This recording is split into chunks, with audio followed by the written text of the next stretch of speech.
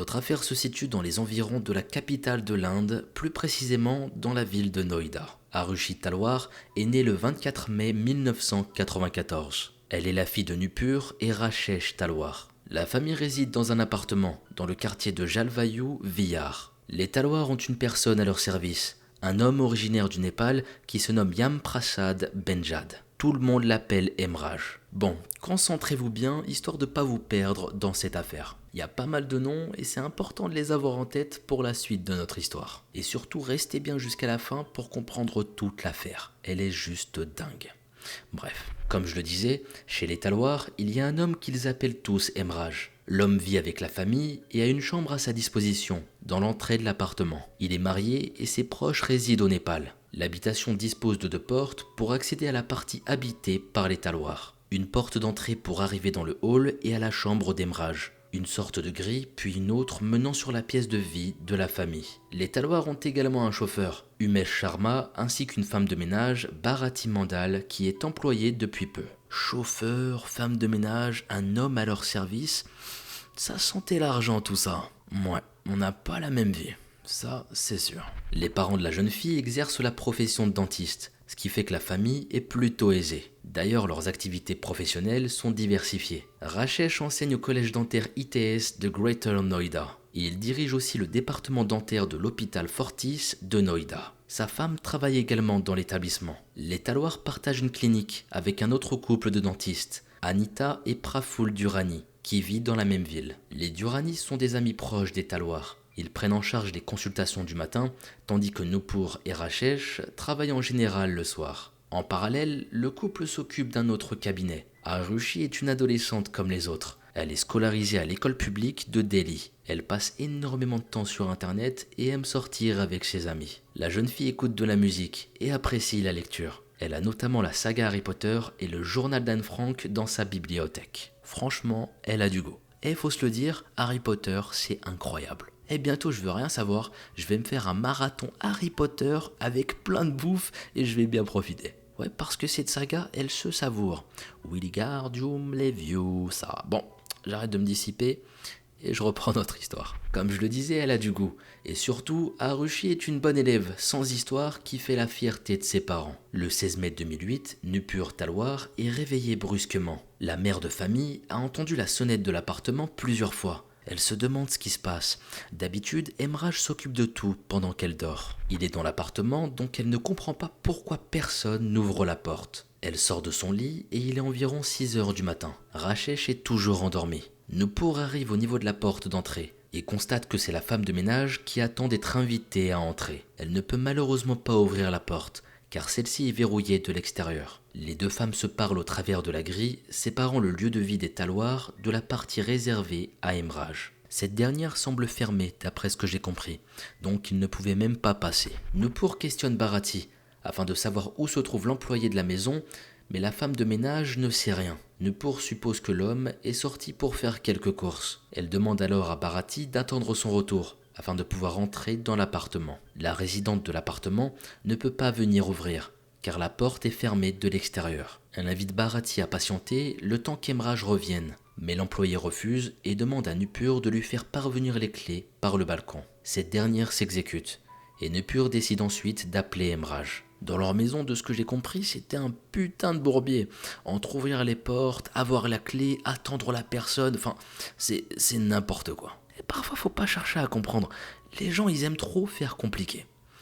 Enfin bref. Donc comme je le disais, Nupur décide d'appeler Emraj qui est absent. Le premier appel va échouer. Et quand elle va recommencer, elle tombera directement sur sa messagerie. Le portable de l'homme semble avoir été coupé entre-temps. Nupur rejoint le balcon et Bharati doit insister encore une fois pour recevoir les clés et pouvoir enfin rentrer chez les Talwar pour faire son travail. Nupur s'exécute. Rachesh le père, quant à lui, se présente enfin dans le salon. Il remarque une bouteille de whisky bien entamée sur la table, ainsi que de petites taches rouges. Il se rapproche de sa femme afin de lui demander pourquoi une bouteille d'alcool est sortie. L'homme a un mauvais pressentiment et se dirige vers la chambre de sa fille. En avançant vers là-bas, il remarque que la porte de la pièce est ouverte. Arushi est retrouvée morte, allongée sur son lit. Le père de famille hurle, tandis que sa femme, sous le choc, est incapable de parler. Bharati est loin de se rendre compte de ce qui se passe dans l'appartement. Elle revient au niveau de la porte et constate qu'elle n'est pas verrouillée à clé. La grille qui sépare la porte d'entrée de l'appartement et la porte menant à la pièce à vivre sont juste fermées. La femme de ménage découvre le couple Talwar en pleurs. Dès qu'elle rentre dans la pièce, elle entend « Regardez ce qu'Emraj a fait ».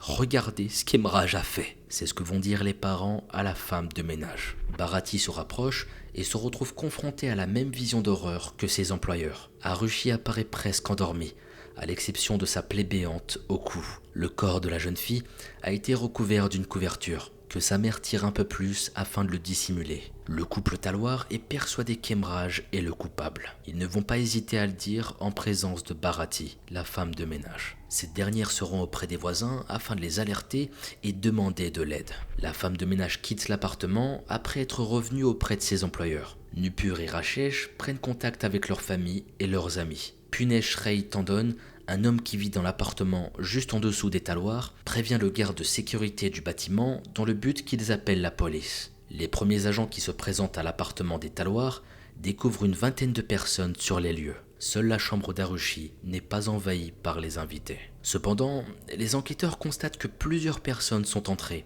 et qu'ils ont contaminé la scène de crime. Un total de 28 ADN est relevé dans la pièce. Les parents de la victime sont entendus par la police. Ils racontent le déroulé de la journée de la veille et les derniers moments qu'ils ont passés avec leur fille. Nupur raconte que sa fille lisait tranquillement ce soir-là, avant de s'endormir, et que rien ne laissait présager une telle situation. Rachesh, le père de famille, souhaite porter plainte contre Emraj. Il estime qu'il est responsable de la mort d'Arushi. L'employé de maison ayant disparu subitement, c'était évident pour le père. Pour lui, c'était sûr, c'était lui, le criminel.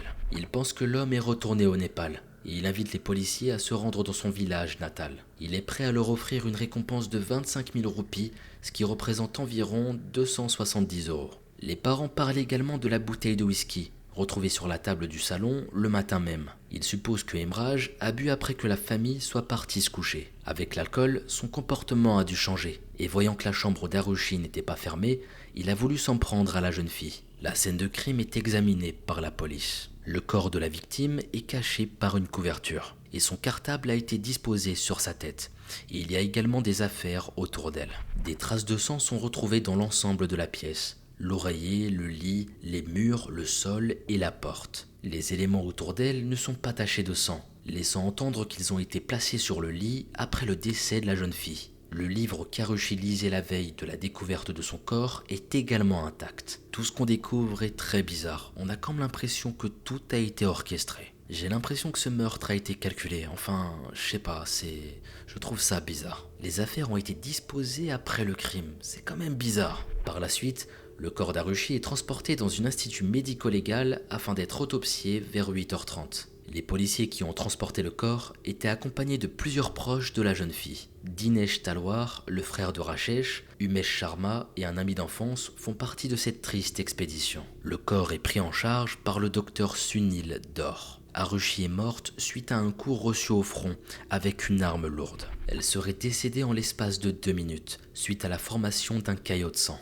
Et ce n'est pas le seul coup qu'elle a reçu au niveau du visage. Le médecin légiste relève 2 voire 3 coups. Et par la suite, elle a été sauvagement égorgée. Le décès est survenu entre minuit et 1h du matin. Si l'examen permet de déterminer qu'elle n'a pas été agressée sexuellement, on relève que les parties intimes de la victime ont été nettoyées. Vers 13h, la victime est reconduite à l'appartement familial pour les derniers rites à effectuer avant la crémation. Arushi est placée sur de gros blocs de glace dans le salon. Elle est par la suite transportée au crématorium Antim Niwas 3 heures plus tard. Le couple Talwar fait appel à une société de nettoyage afin qu'elle s'occupe de la chambre de leur fille. Celle-ci est entièrement vidée de ses meubles et les preuves effacées par la même occasion. Le matelas de la pièce ensanglanté est jeté aux ordures. Il y a une réelle volonté de tout débarrasser et de passer à autre chose. En faisant le tour des lieux, les enquêteurs s'intéressent à la porte de la terrasse. La poignée de la porte comporte une trace de paume ensanglantée. Ils font des prélèvements et tentent de l'ouvrir sans y arriver. Rachesh ne coopère pas vraiment, refusant de fournir les clés. Ici, c'est quand même incompréhensible et très louche. Ta fille vient de se faire tuer, les policiers sont là pour mener l'enquête et toi, tu les empêches de faire leur travail. Ça n'a pas vraiment de sens, à part si tu as quelque chose à cacher.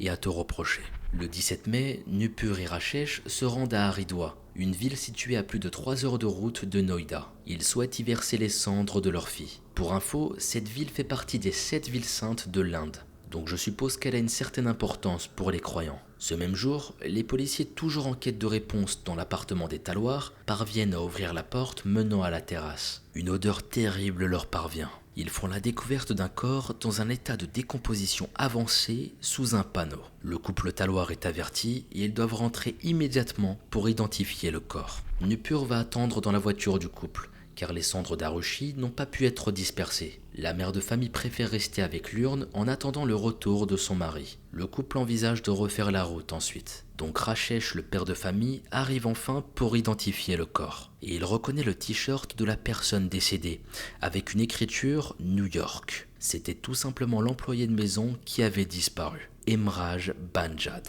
L'homme de 45 ans est décédé depuis peu. Les Talwar reprennent la route et dispersent les cendres d'Arushi. Compte tenu de la découverte du corps d'Emraj, la police revoit le contexte de la mort d'Arushi. Après examen du corps, on constate que l'employé de maison est mort dans la même tranche horaire que la jeune fille. Il a lui aussi reçu un coup à l'arrière du crâne. Après de plus amples expertises, on suppose que l'arme contendante est un club de golf. Wow, qu'est-ce que c'est que ce bordel ? Plus on avance, plus on découvre des choses sombres. Cette affaire, à vrai dire, pour être honnête, est un putain de bourbier. Elle est assez complexe à comprendre. Et pourquoi Emraj, l'homme de maison, va mourir ? Il y a trop de questions qu'on peut se poser à ce stade, mais on va essayer d'y répondre. Emraj a également été égorgé et s'est vidé de son sang. Le médecin légiste relève que la coupure est comme pour celle sur la gorge d'Arushi, chirurgicale. Il a été tué puis caché sans aucune considération. La journée du 15 mai est entièrement retracée par les policiers. Nupur Talwar travaille à la clinique de 9h à 13h. Elle récupère sa fille à l'école une demi-heure plus tard avant de rentrer à la maison. Mais Rifi arrive à la maison et attendent Vandana Talwar, l'épouse du frère de Rachesh, pour le déjeuner. Le repas se déroule normalement et Vandana quitte ensemble l'appartement. Arushi, quant à elle, reste au domicile familial. La mère de famille reprend le travail, cette fois-ci à l'hôpital Fortis de 16h30 jusqu'à 19h. Rachesh est resté une bonne partie de la journée à l'extérieur. Il donne ses cours au collège dentaire ITS de 8h45 à 15h30, puis se rend à la clinique pour l'après-midi. L'homme assure ses dernières consultations jusqu'à environ 20h30. Umesh Sharma, le chauffeur de la famille, récupère Rachesh et il est de retour à l'appartement sur le coup de 21h30. Le chauffeur a laissé son employeur devant son immeuble, le temps d'aller garer la voiture chez les parents de Nupur. Ces derniers ne sont pas très loin, à peine à une dizaine de minutes. Il refait le chemin à pied afin de remettre les clés et les affaires de Rachesh à Emraj. Celui-ci, comme à son habitude, préparait le repas de famille. Umesh voit Arushi et sa mère installés dans la salle à manger de l'appartement en attendant que le repas soit prêt. L'homme n'est pas interpellé par quoi que ce soit. En effet, il s'agit d'une scène normale entre une mère et sa fille. Avant de s'en aller, il voit Rachesh sortir de la chambre parentale. Le père de famille est heureux et il a le sourire sur son visage. Il a récupéré un colis reçu un peu plus tôt dans la journée par Emraj pour l'anniversaire d'Arushi. Rachesh a acheté un appareil photo pour la jeune fille qui aurait 14 ans d'ici 10 jours. La famille dîne ensemble avant que l'adolescente ne rejoigne sa chambre. Les parents, impatients, se rendent dans la chambre d'Arushi afin de lui offrir son cadeau d'anniversaire. La jeune fille est heureuse de son cadeau et va faire plein de photos avec ses parents. La dernière image sera immortalisée à 22h10. Nupur et Rachesh laissent ensuite leur fille tranquille. Au même moment, Emraj prépare son repas. Il est environ 22h10. L'homme n'a pas le temps de manger son dîner. Vers 23h, Rachesh demande à sa femme d'allumer le routeur internet. L'appareil se trouve dans la chambre de leur fille. Arushi est en train de lire quand sa mère passe dans la pièce. Nupur ne s'éternise pas et revient dans la chambre parentale. La mère de famille verrouille la porte de sa fille à clé, comme ils avaient l'habitude de faire tous les soirs. La pièce a un dispositif de verrouillage automatique, ce qui fait qu'une clé est nécessaire pour entrer ou sortir. Les parents d'Arushi pensent que c'est une manière de protéger leur fille. La clé est conservée dans la table de chevet de Nupur, donc dans la chambre parentale. Le téléphone fixe de l'appartement va sonner. L'appareil se trouve dans la chambre du couple Talwar et c'est Rachesh qui va répondre. C'est un appel qui provenait des États-Unis. Le père de famille prend ensuite son ordinateur portable Puis il fait des recherches sur des sites de la bourse, puis des sites liés à son métier de dentiste. Il envoie un mail via sa messagerie en ligne et il éteint son ordinateur peu après 23h41. C'est à cet horaire qu'a été repérée la dernière connexion internet de cet appareil. Peu après minuit, un ami d'Harushi, Anmol, tente de la contacter via son téléphone. Comme la jeune fille ne répond pas, Anmol fait une nouvelle tentative en passant un appel sur le téléphone fixe de l'appartement. Cet appel reste sans réponse lui aussi. Il se décide à laisser un message sur le portable d'Harushi à minuit 30. Mais le message ne semble pas passer,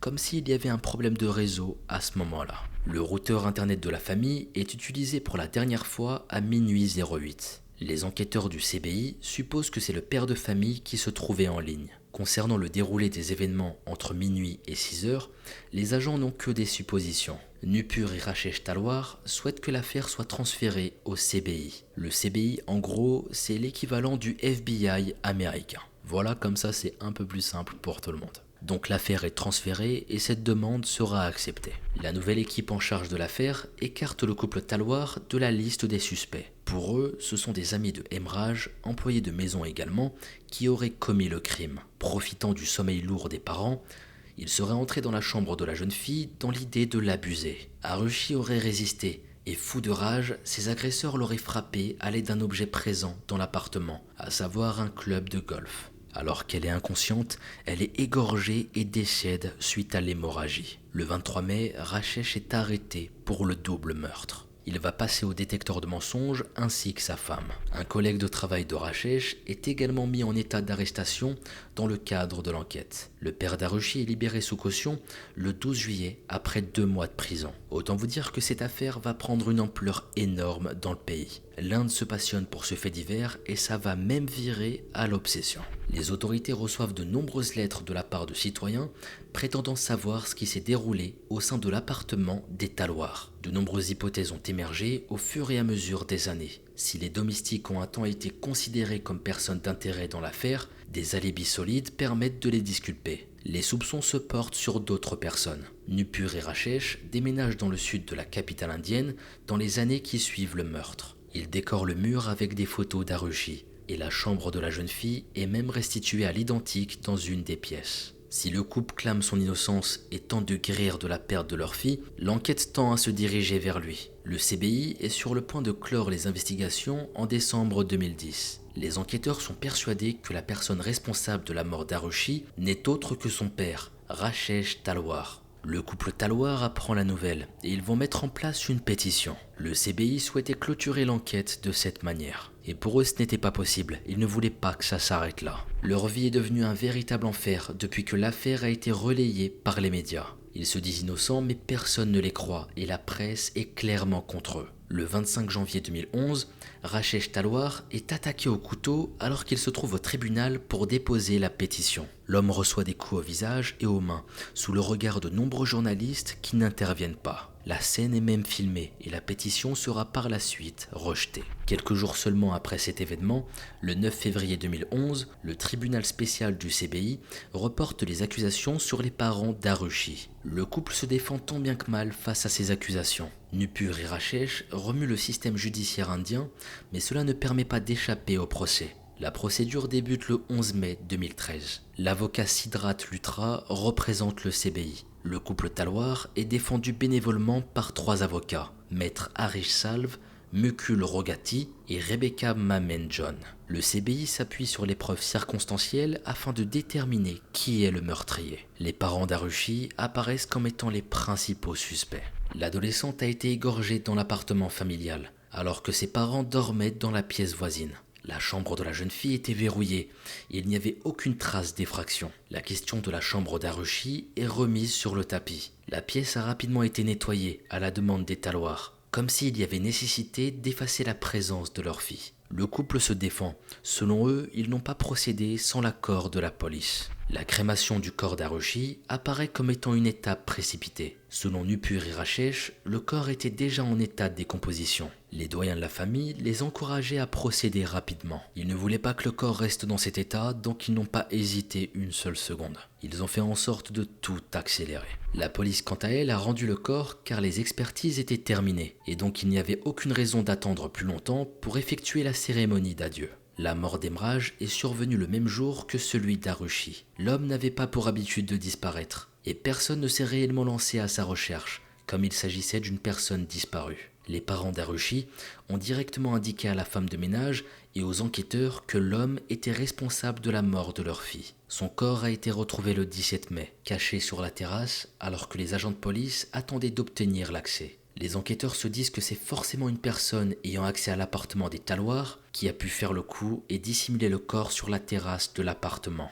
On en revient au même fait, mais c'est quand même surprenant. La défense contre-attaque. Rien ne prouve que Nupur et Rachesh sont les meurtriers d'Harushi et Emraj. Les policiers n'ont jamais retrouvé l'arme des crimes. Ils n'ont pas retrouvé non plus des vêtements tachés du sang des victimes. Si on suppose qu'un club de golf a servi à frapper les victimes, aucune trace ADN d'Harushi et Emraj n'a été découverte sur ceux de Rachesh. Pour terminer, les traces de sang retrouvées sur la bouteille de whisky et sur la poignée de la porte de la terrasse n'ont pas pu confirmer une quelconque identité. Nupur et Rachesh n'avaient aucune raison de vouloir tuer leur fille. Cette affaire comporte plus de mystères que de réponses. Et comme je le disais, c'est un putain de bourbier. Et dans cette histoire, il est trop compliqué de condamner les parents d'Harushi. Il y avait trop peu d'éléments pour les condamner. Le 25 novembre 2013, le tribunal spécial du CBI rend son verdict. Le couple Talwar est reconnu coupable pour le double meurtre, destruction de preuves et fausses déclarations. Ils sont condamnés le lendemain à une peine de prison à perpétuité. Nupur et Rachesh revendiquent leur innocence. Pour eux, ils n'avaient rien fait. C'était impensable d'être condamnés alors qu'ils n'avaient rien fait. Et je précise encore une fois que c'est leur version.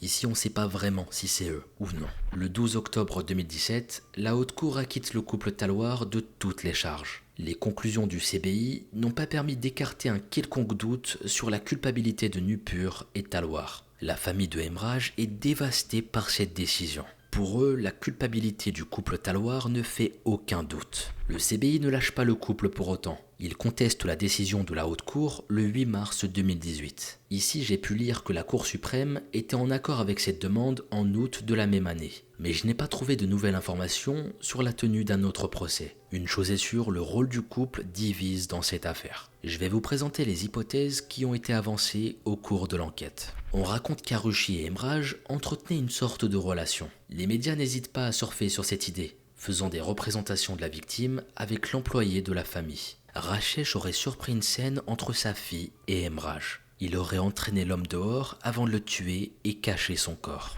L'idée lui serait ensuite venue de supprimer sa propre fille, peut-être pour une question d'honneur. Pour se donner du courage, il aurait bu plusieurs verres de whisky avant de se diriger vers la chambre de l'adolescente. Il aurait pris un couteau et aurait égorgé sa fille afin de cacher cette histoire. Rachesh aurait pu frapper Emraj au sein de la chambre de sa propre fille, et alors que l'homme fuyait, il aurait donné un coup à Harushi par erreur. Nupur aurait pu entendre Emraj s'écrouler et aurait voulu savoir ce qui se tramait. Voyant la scène, elle aurait préféré venir en aide à son mari plutôt que de venir en aide à sa fille et à son employé. Il y a également l'hypothèse de la tromperie. Harushi aurait découvert que son père trompait sa mère avec une collègue de travail.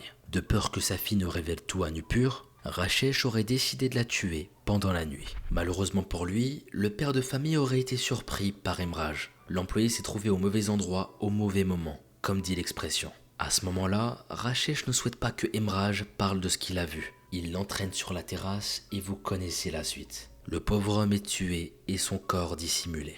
L'affaire est connue sous le nom du double meurtre de Noida. Un film est inspiré de l'histoire d'Harushi en 2015. Un livre écrit par un journaliste et portant le nom de l'adolescente est également publié. À ce jour, elle est toujours irrésolue, presque 16 ans après. On se retrouve enfin après l'histoire d'Harushi Talwar. Et je ne sais pas pour vous, mais elle fait partie des histoires qui me frustrent mais tellement, parce qu'au final, on n'a que des hypothèses. On n'a pas vraiment le fin mot de l'histoire, et ça, c'est vraiment frustrant. Je sais pas vous, mais moi je fais partie de ceux qui veulent savoir. Je peux pas rester dans l'ignorance, c'est horrible. Qu'est-ce que c'est que ce bordel? Elle était jeune, elle était tranquillement en train de lire, quand un soir, comme ça, elle disparaît. Elle est morte, assassinée. Il y a bien une raison, un responsable. Qui a fait ça?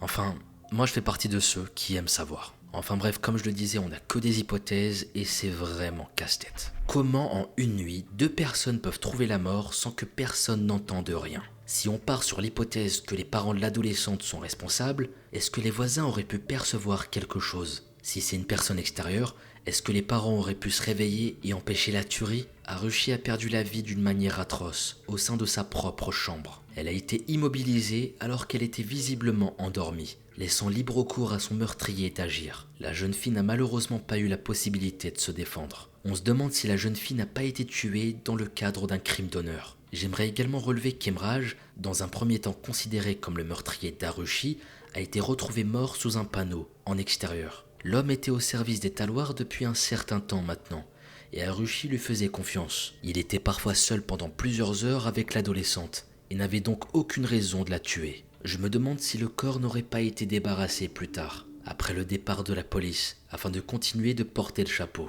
L'homme a été assommé par derrière, et tué certainement d'une manière similaire à Harushi, au moment où il ne pouvait plus se défendre. Si les théories sont nombreuses, nous attendons toujours la vérité sur ce qui s'est réellement passé lors de cette fameuse nuit du 15 au 16 mai 2008. J'attends également vos avis concernant cette affaire et ce que vous en avez pensé. J'attends vos hypothèses avec impatience, qu'on puisse en débattre dans les commentaires. Merci d'avoir écouté cette vidéo jusqu'à la fin, maintenant il est temps pour moi de vous laisser. Comme d'habitude, cette semaine, prenez bien soin de vous et vos proches, c'est important. Et quant à nous, on se dit à vendredi prochain 17 h pour une nouvelle affaire, c'était Mogota.